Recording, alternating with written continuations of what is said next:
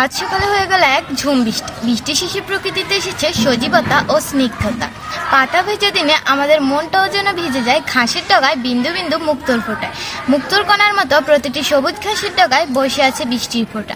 বৃষ্টির পর মাটির সুবাস যেন প্রকৃতির এক অপূর্ব উপহার। আচ্ছা, আপনারা কি কখনো বৃষ্টির পর এই সুঘ্রাণ অনুভব করেছেন? কেউ কেউ হয়তো অনুভব করেছে, আবার আমরা অনেকেই এই বিষয়টি সেভাবে খেয়াল করিনি। আচ্ছা, বৃষ্টির পরে এই সুঘ্রাণ পাওয়া যায় কেন? চলুন এ বিষয়ে একটু আলোকপাত করি। শুষ্ক মাটিতে বৃষ্টির ফোঁটা পড়লে সুঘ্রাণ পাওয়া যায় কেন? একটি গবেষণায় জানা গেছে যে মাটিতে থাকা ব্যাকটেরিয়া এই সুঘ্রাণের সৃষ্টি করে। ইংরেজিতে এই সুঘ্রাণটিকে বলা হয় প্যাট্রিকোর। 1964 সালে দুজন অস্ট্রেলিয়ান বিজ্ঞানী এটি আবিষ্কার করেন। বৃষ্টির ফোঁটা মাটিতে পড়ার সাথে সাথেই মাটিতে থাকা ব্যাকটেরিয়া জিওস্মিন নামক যৌগ নিঃসরণ করে। এই জিওস্মিনের কারণে বৃষ্টির পর মাটি থেকে এক ধরনের সুঘ্রাণ পাওয়া যায়।